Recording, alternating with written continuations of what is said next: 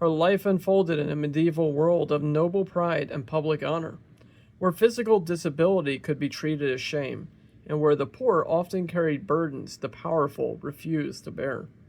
Margaret entered the world blind and visibly deformed. Tradition remembers her being confined near a chapel, separated from ordinary life, not yet separated from God. She was undersized and she was unable to walk well. Her parents, members of the local nobility, hid her away for years. If I remember right, she actually had a shorter right leg than her left leg. She was a humpback. She was blind. And was she deaf? I'm not too sure if she was deaf. I don't think she was deaf. But she was definitely blind. She was a hunchback and she had a shorter right leg. Just amazing trials that she had here. And in that separation that her parents hid her away in that quiet captivity, her soul was formed by prayer, by the sound of the liturgy, and by growing trust that Christ does not abandon the unwanted.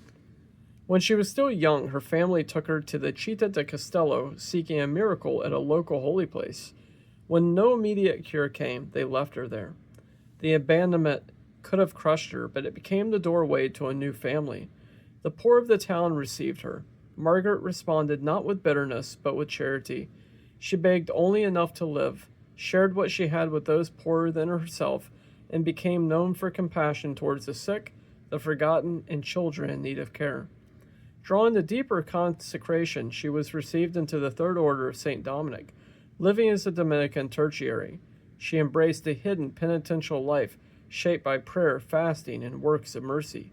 She entrusted children in the faith as best as she could, visited the imprisoned, and offered patient companionship to those who suffered. In an age that measured worth by outward strength, Margaret preached a different gospel simply by being faithful.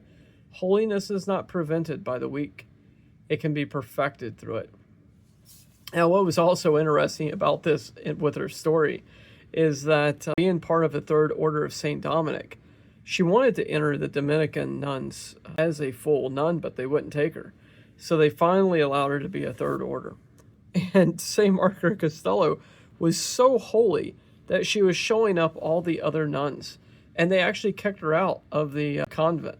Even though she was a Third Order, even though she had all these disabilities, she was so holy and she lived a life so purely that she showed all the other nuns up for who they really were.